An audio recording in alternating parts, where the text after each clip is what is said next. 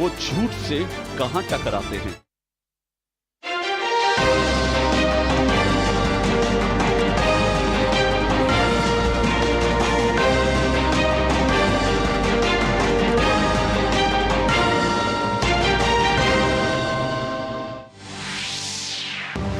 संपूर्ण सफलता की ओर अग्रसर चंद्रयान-3 मिशन। इसरो ने कहा 3 में से 2 लक्ष्य कर लिए गए हैं हासिल। लैंडिंग वाले स्थान शिव शक्ति पर वैज्ञानिक प्रयोग जारी। सभी पेलोड सामान्य रूप से कर रहे हैं काम। नए वीडियो में दिखी प्रज्ञान रोवर की मुड़ने की क्षमता।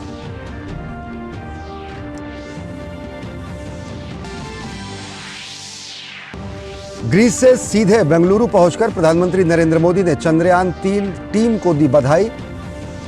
प्रधानमंत्री ने 3 बड़ी घोषणाएं की। चंद्रयान-3 के लैंडिंग स्थल को शिव शक्ति और चंद्रयान-2 के लैंडिंग स्थल को तिरंगा मिला नामकरण। देश हर साल 23 अगस्त को मनाएगा राष्ट्रीय अंतरिक्ष दिवस।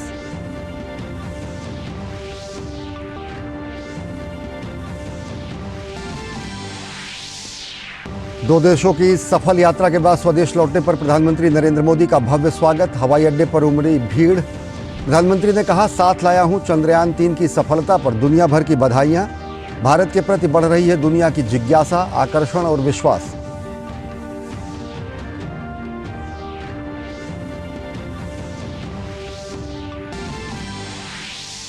केंद्रीय गृह एवं सहकारिता मंत्री अमित शाह ने राजस्थानपुर के गंगापुर सिटी में आयोजित सहकार किसान सम्मेलन में की शिरकत। लाल डायरी का जिक्र कर अशोक गहलोत पर कसा तंज। कहा, इस्तीफा देकर 2-2 हाथ कर लें अशोक गहलोत।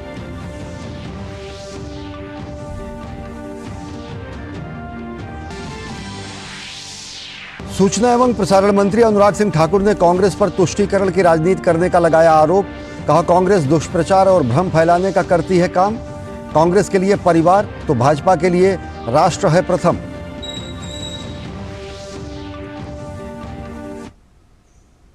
नमस्कार, मैं हूं अश्विनी कुमार मिश्र। देखते हैं खबरों को विस्तार से। चंद्रयान-3 के चांद पर सफल सॉफ्ट लैंडिंग के बाद चांद की सतह पर इसका सफर यानी प्रज्ञान रोवर का सफर शुरू हो चुका है। इसरो ने चंद्रयान-3 मिशन की सफलता के बाद अब प्रज्ञान रोवर से जुड़ा एक वीडियो सोशल मीडिया पर शेयर किया है। विक्रम लैंडर से कुछ मीटर दूरी पर यह जानकारियां जुटा रहा है। इस वीडियो में प्रज्ञान रोवर चांद के दक्षिणी ध्रुव पर रहस्यों की खोज में शिव शक्ति पॉइंट के आसपास घूमता दिखाई दे रहा है। इसरो ने लिखा, यहां क्या है नया, इसी की तलाश में प्रज्ञान रोवर शिव शक्ति पॉइंट के आसपास घूम रहा है।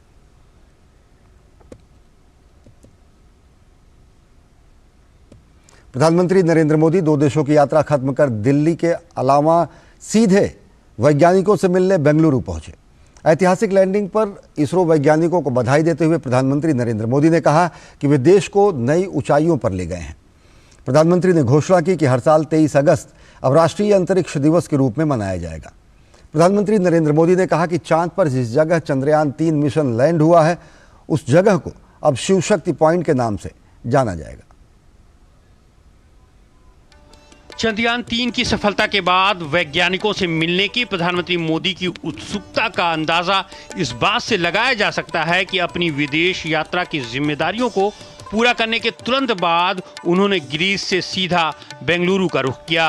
पीएम मोदी सीधे इसरो सेंटर पहुंचे। पीएम मोदी ने इसरो प्रमुख एस सोमनाथ और टीम के अन्य वैज्ञानिकों से मुलाकात की और चंद्रमा पर चंद्रयान-3 की सफल लैंडिंग के लिए उन्हें बधाई दी। सोमनाथ को गले लगाकर उनकी पीठ थपथपाई और मिशन से जुड़े पूरे प्रोसेस के बारे में जाना।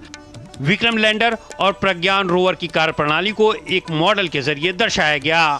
इस दौरान पीएम मोदी ने टीम के सभी वैज्ञानिकों के साथ ग्रुप फोटो भी खिंचवाई।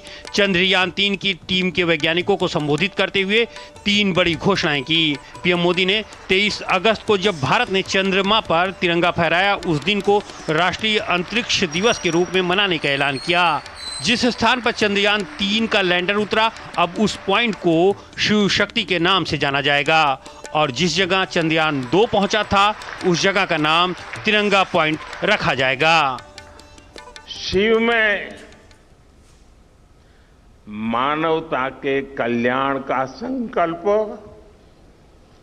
समाहित है और शक्ति से हमें उन संकल्पों को पूरा करने का सामर्थ्य मिलता है। चंद्रमा का शिव शक्ति पॉइंट हिमालय से कन्याकुमारी से जुड़े होने का बोध कराता है। वैज्ञानिकों को संबोधित करते हुए प्रधानमंत्री नरेंद्र मोदी भावुक भी हो गए। प्रधानमंत्री ने कहा कि चंद्रयान 3 की सफलता केवल भारत की ही नहीं बल्कि पूरी मानवता की है। इस मिशन की खोज से सभी देशों के मून मिशन के लिए नए रास्ते खुलेंगे। पीएम मोदी ने कहा कि मिशन की सफलता में नारी शक्ति का बड़ा योगदान रहा है। चंद्रयान 3 में देश ने, हमारी महिला वैज्ञानिकों ने, देश की नारी शक्ति ने कितनी बड़ी भूमिका निभाई है। चंद्रमा का शिव शक्ति पॉइंट सदियों तक भारत के इस वैज्ञानिक और दार्शनिक चिंतन का साक्षी बनेगा। प्रधानमंत्री ने इस तरह के अंतरिक्ष मिशनों की सफलताओं को भारत के युवाओं में नवाचार और विज्ञान के प्रति उत्साह भरने का श्रेय दिया।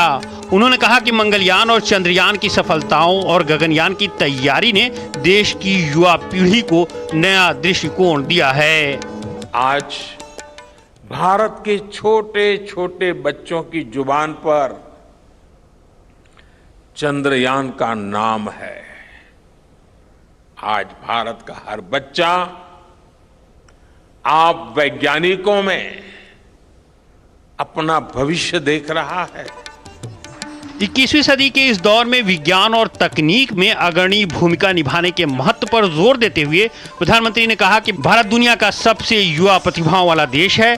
पीएम मोदी का बेंगलुरु पहुंचने पर हवाई अड्डे पर लोगों ने भव्य स्वागत किया। इस दौरान पीएम मोदी ने रोड शो भी किया। पीएम मोदी को लेकर बेंगलुरु की सड़कों पर जबरदस्त उत्साह देखने को मिला। सड़क के दोनों तरफ हजारों की संख्या में लोग खड़े रहे। पीएम के स्वागत के लिए छोटे छोटे बच्चे भी पहुंचे हुए थे। पीएम ने नन्हे बच्चों को देश का भविष्य बताया और जय जवान जय विज्ञान का नारा दिया।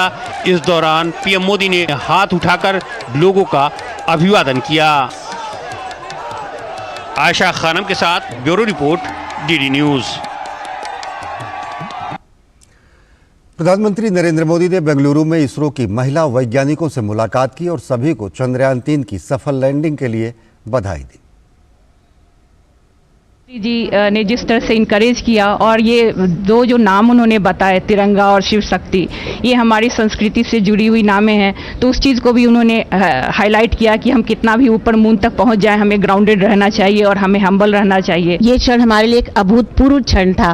प्रधानमंत्री जी आए, सबको इतने अच्छे से उन्होंने बात किया और वो चंद्रयान 2 के जो कठिन क्षण थे वो आज सुखद क्षणों में परिवर्तित हो गए उनके आने से। We are very much excited to see him here and motivate us to do more work and contribute to this nation. Prime Minister motivation is too good and we have taken all his valid points and it will reach the people who really need it, and you can see many more younger generations will come and work in this space community. Really thank Narendra Modi for his naming the sites as well as the landing date August 23rd as a space day.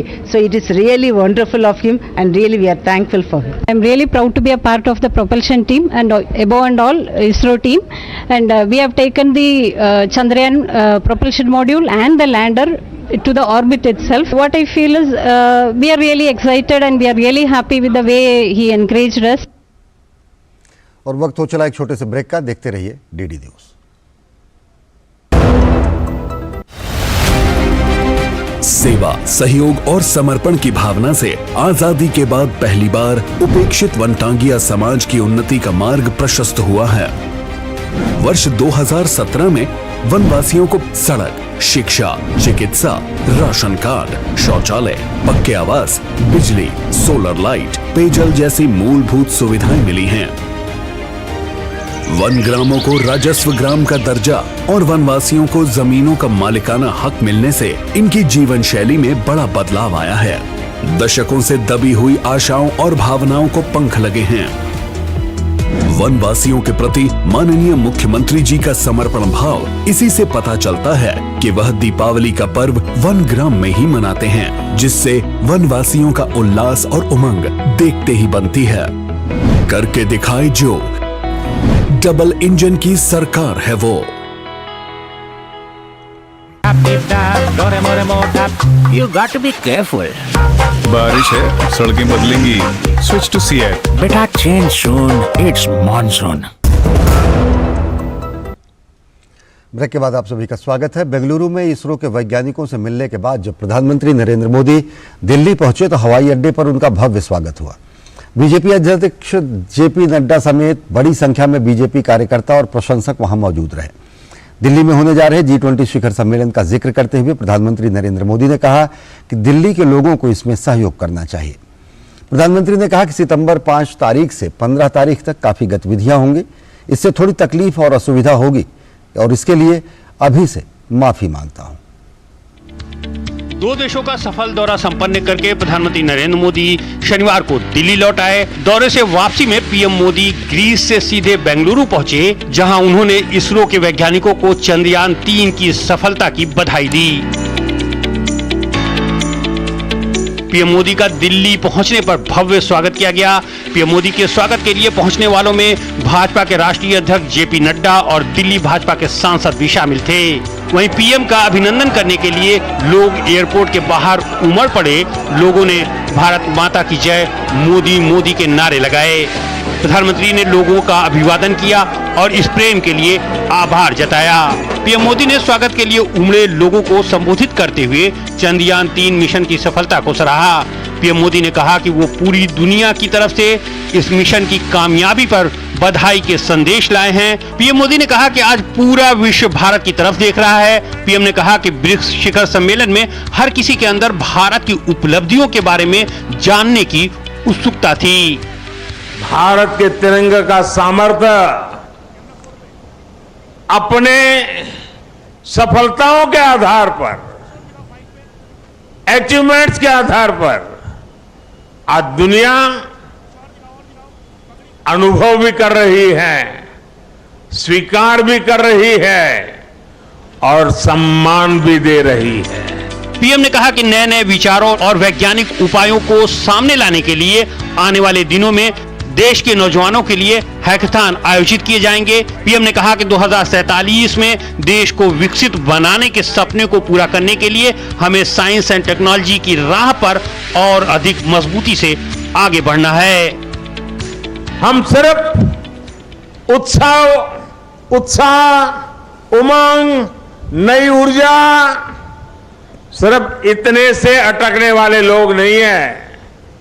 हम एक सफलता प्राप्त करते हैं तो वहीं पर मजबूत कदम रख के नए उछाल के लिए तैयार हो जाते हैं।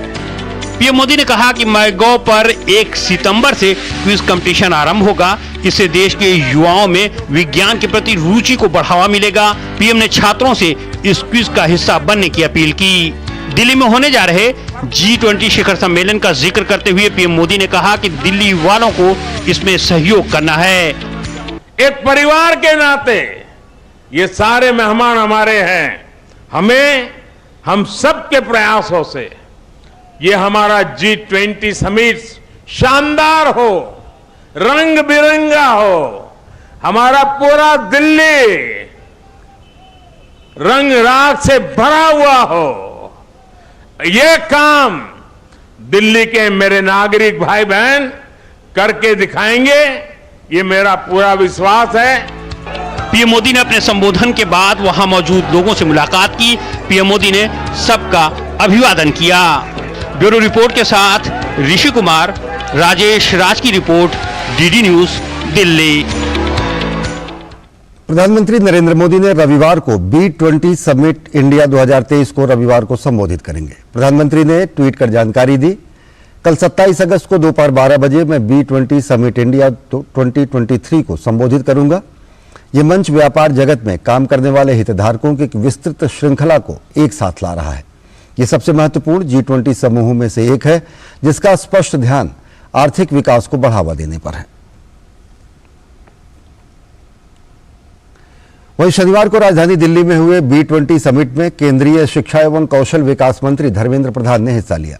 बैठक के दौरान उन्होंने कहा कि हमें ज्यादा से ज्यादा स्किल डेवलपमेंट को बढ़ावा देना चाहिए ताकि ग्लोबल लेवल पर कुछ बड़ा किया जा सके। In our skill sector, we are very focused on certain area, as I said, coding, AI, AR, VR, drone technologies, and skill manpower for semiconductors. There is a mission especially. I have to create an instrument. How can I create a bridge between Indian talent pool, Indian institution, and need of the industry? And we have to work together. Our effort is not only going to benefit Indian, though India is a very robust and captive market today in all front, but beyond that, we have our responsibility and we have our priority in the global map also. और अब बात देश में जारी G20 बैठकों की।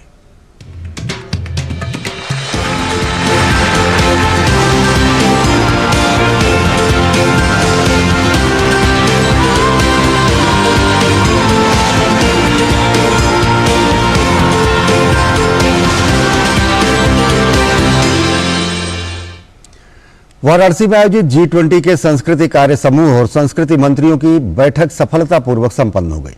बैठक को प्रधानमंत्री नरेंद्र मोदी ने वीडियो संदेश के जरिए संबोधित किया। प्रधानमंत्री ने वाराणसी को सांस्कृतिक राजधानी बताते हुए कहा कि भगवान बुद्ध ने अपना पहला उपदेश यहीं दिया था। We in India are very proud of our eternal and diverse culture. We also attach great value to our intangible cultural heritage. We have been working hard to preserve and revitalize our heritage sites. We have mapped our cultural assets and artists not just at the national level but also at the level of all villages in India. We are also building several centers to celebrate our culture. Prime among them are the tribal museums in different parts of the country. These museums will showcase the vibrant culture of India's tribal communities. प्रधानमंत्री नरेंद्र मोदी ने विकास और विरासत को समान रूप से महत्वपूर्ण बताते हुए कहा कि संस्कृति देश के आर्थिक उत्थान के लिए बेहद जरूरी है। We believe that heritage is a vital asset for economic growth and diversification. This is accord in our mantra, विकास भी, विरासत भी, development as well as heritage. Varanasi में 24 अगस्त से शुरू हुई चौथी G20 संस्कृति कार्य समूह की बैठक शनिवार को G20 संस्कृति मंत्रियों की बैठक के साथ सफलतापूर्वक संपन्न हो गई। G20 सदस्य देशों और आमंत्रित देशों के संस्कृति मंत्रियों के साथ ही अंतर्राष्ट्रीय संगठनों के प्रतिनिधियों ने विस्तृत चर्चा के बाद संस्कृत मंत्रियों के घोषणा पत्र को पारित किया। देश की आध्यात्मिक और सांस्कृतिक नगरी वाराणसी में 24 अगस्त को शुरू हुई 2 दिवसीय G20 सदस्य देशों की चौथी संस्कृति कार्य समूह की बैठक शनिवार को सफलतापूर्वक संपन्न हो गई। इसी के साथ G20 सदस्य देशों के संस्कृति मंत्रियों की 1 दिवसीय बैठक भी संयुक्त घोषणा पत्र के पारित होने के साथ ही पूरी हुई। इस दौरान एक विशेष डाक टिकट भी जारी किया गया। तकरीबन 28 देशों के संस्कृति मंत्रियों और प्रतिनिधियों ने बैठक में हिस्सा लिया। केंद्रीय संस्कृति मंत्री जी किशन रेड्डी ने इस दौरान कहा कि बैठक में हुई चर्चा में सांस्कृतिक संबंधों के आदान प्रदान, सतत विकास के लक्ष्यों की प्राप्ति में संस्कृति संबंधों के सहयोग, शांतिपूर्ण सह अस्तित्व को बनाने में सहायक होंगी। उन्होंने कहा कि यहाँ पारित हुआ G20 संस्कृति मंत्रियों का घोषणा पत्र काशी कल्चरल पाथवे के नाम से जाना जाएगा। Let us carry with us the spirit of Kashi culture pathway with us. Now let us adopt the outcome document and the chair's summary. We have endorsed and the terms of reference of the culture working group, one earth, one family, one future, that is Vaisvika Kutumbam. केंद्रीय मंत्री अर्जुन राम मेघवाल ने भी बैठक में हिस्सा लिया। उन्होंने कहा कि वाराणसी देश की सांस्कृतिक राजधानी है और यहाँ से निकलने वाला संदेश विश्वव्यापी होगा। वहीं केंद्रीय संस्कृति राज्य मंत्री मीनाक्षी लेखी ने कहा कि पहली बार सर्वसम्मति से सभी देश वैश्विक सांस्कृतिक विस्तार और संरक्षण को लेकर आम राय बनाने में सफल रहे हैं। उन्होंने कहा कि विदेशों में चोरी से ले जाई गई प्राचीन भारतीय मूर्तियाँ और सामानों को वापस लाने पर बैठक में चर्चा हुई। कल्चरल और हेरिटेज में भी हम बहुत एडवांस हैं और बहुत रिच हैं और ये वाराणसी उसकी कैपिटल है, तो यहाँ से जो आवाज़ उठेगी तो भारत को वर्ल्ड लीडर बनाने में बहुत मददगार सिद्ध होगा। यहाँ का जो एजेंडा, यहाँ की जो आवाज़, बधाई देता हूँ, शुभकामनाएं देता हूँ जो आए हैं उनको सबको। 2014 से पहले मात्र 30 के आसपास या 13 के आसपास कुछ ऐसी संख्या थी और आज वो संख्या बढ़कर 400 के ऊपर पहुंच चुकी है, जिसमें एंटिक्विटीज भारत में वापस आए हैं और उसके पीछे हम सब की जो इंस्पिरेशन है, मोटिवेशन है, वो प्रधानमंत्री जी हैं। लगातार इन चीज़ों पे निगरानी भी रखते हैं। न केवल भारत बल्कि G20 देशों के प्रतिनिधि और कई जो इनवाइटीज कंट्री हैं उनके प्रतिनिधि भी इसमें हिस्सा ले रहे थे और 6 जो ऑर्गेनाइजेशन है इंटरनेशनल, उनके प्रतिनिधियों ने भी इसमें हिस्सा लिया है। G20 प्रतिनिधियों ने वाराणसी में मौजूद सारनाथ पुरातात्विक स्थल और सारनाथ संग्रहालय का भी दौरा किया। इसके अलावा उन्होंने गंगा आरती और संस्कृति संध्या का भी आनंद लिया। वाराणसी से चंद्रशेखर की रिपोर्ट, डीडी न्यूज। और वक्त हो चला एक छोटे से ब्रेक का, देखते रहिए डीडी न्यूज।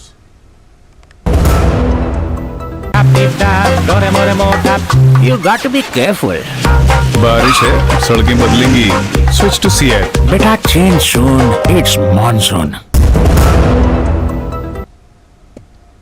और ब्रेक के बाद आप सभी का स्वागत है। केंद्रीय गृह एवं सहकारिता मंत्री अमित शाह ने आज राजस्थान के गंगापुर सिटी में आयोजित किसान सहकारी सम्मेलन में हिस्सा लिया। सम्मेलन में हिस्सा लेने के दौरान गृह मंत्री अमित शाह ने कांग्रेस की सरकार में किसान बजट के 22,000 करोड़ रुपए होने की बात कही, जो बढ़कर मोदी सरकार में अब 6 गुना बढ़ गई है और ये 1,25,000 करोड़ रुपए हो गई है।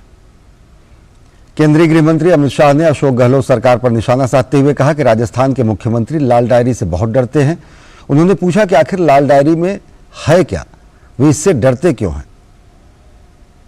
गहलोत साहब लाल डायरी से बहुत डर रहे हैं। क्यों डर रहे हैं भला, जरा बताओ तो राजस्थान वालों। डायरी का आगे का कलर लाल है, अंदर काले कारनामे छिपे हुए हैं। अरबों करोड़ों रुपए का भ्रष्टाचार का कच्चा चिट्टा वो लाल डायरी के अंदर है। केंद्रीय कृषि एवं किसान कल्याण मंत्री नरेंद्र सिंह तोमर ने प्याज कीमतों को लेकर कहा कि किसानों को किसी तरह की चिंता करने की जरूरत नहीं है। उन्होंने कहा कि भविष्य की परिस्थितियों को ध्यान में रखते हुए केंद्र सरकार ने फैसला लिया है और इस फैसले से किसानों को किसी भी प्रकार का कोई नुकसान नहीं होगा। नरेंद्र सिंह तोमर ने कहा कि इस बात का पूरा ख्याल रखा गया है कि किसी भी किसान को कम दाम न मिले और इसके लिए विशेष व्यवस्था की गई है।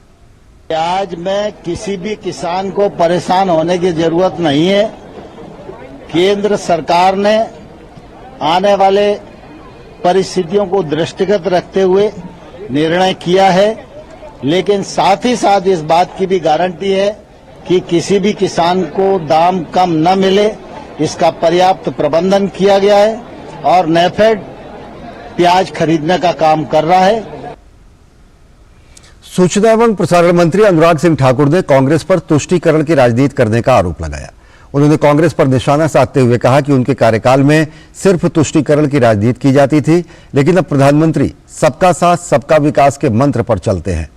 अनुराग सिंह ठाकुर ने कहा कि कांग्रेस ने अपने कार्यकाल में मध्य प्रदेश को बीमारू राज्य बना दिया था, लेकिन भाजपा सरकार ने राज्य में हर क्षेत्र में विकास को सुनिश्चित किया है। जहां पर मैं खड़ा हूं मध्य प्रदेश में, कांग्रेस का शासन यहीं पे देखिए ना, बीमारू राज्य कहलाता था। मैं पूछ रहा था बाहरी युवाओं से कि तुम्हें पता है कि बीमारू राज्य था? कहते नहीं सर, हमारी उम्र तो 18 साल है, उससे पहले बीमारू था। आज की पीढ़ी को शायद पता नहीं होगा, जो 24-25 साल वाले भी हैं, कि मध्य प्रदेश कांग्रेस के शासनकाल में दिग्विजय के समय क्या हालत थी जी यहां की। इसीलिए ये किताबें युवाओं के लिए और शोधकर्ताओं के लिए बहुत इंपॉर्टेंट है कि वो जाने कि मोदी जो कहते हैं वो करके दिखाते हैं और समय रहते करते हैं।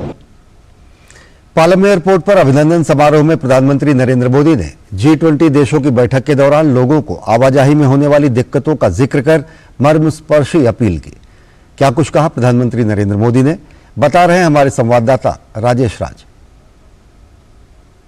चंद्रयान की कामयाबी से प्रधानमंत्री नरेंद्र मोदी बेहद उत्साहित हैं और अब उनकी नजर G20 की मेजबानी पर है, जिस पर दुनिया भर के मुल्क के लोगों की निगाहें टिकी हुई हैं। शायद यही वजह है कि प्रधानमंत्री नरेंद्र मोदी ने दिल्ली वासियों को और देशवासियों को ये अपील भी की कि G20 के दौरान आपको आने जाने में दिक्कतों का सामना करना पड़ सकता है, लेकिन मेजबानी का जो महत्व है हिंदुस्तान के लिए वह एक बड़ा व्यापक महत्व है, इसलिए दिक्कतों की परवाह न करिए और G20 मुल्क के देशों की बैठक को शानदार बनाइए। कैमरामैन SP दुबे के साथ पालम एयरपोर्ट से मैं राजेश राज, DD न्यूज के लिए। भारतीय बैडमिंटन स्टार HS प्रणॉय को विश्व बैडमिंटन चैंपियनशिप के सेमीफाइनल में हार का सामना करना पड़ा है। सेमीफाइनल मुकाबले में प्रणॉय का सामना थाईलैंड के कुनालवुत विदितसार्न से हुआ। मुकाबला काफी जोरदार रहा और प्रणॉय ने पहला गेम 21-18 से अपने नाम किया, लेकिन दूसरे गेम में थाईलैंड के खिलाड़ी ने जबरदस्त वापसी की और दूसरे गेम को 21-13 के अंतर से जीत लिया, जबकि तीसरे गेम को 21-14 से जीतने में कामयाबी हासिल की। हार के बावजूद HS प्रणॉय को कांस्य पदक हासिल हुआ है। हिंदी समाचारों के इस बुलेटिन में फिलहाल इतना ही। देश और दुनिया की ताजा तरीन खबरों के लिए देखते रहिए DD न्यूज। नमस्कार।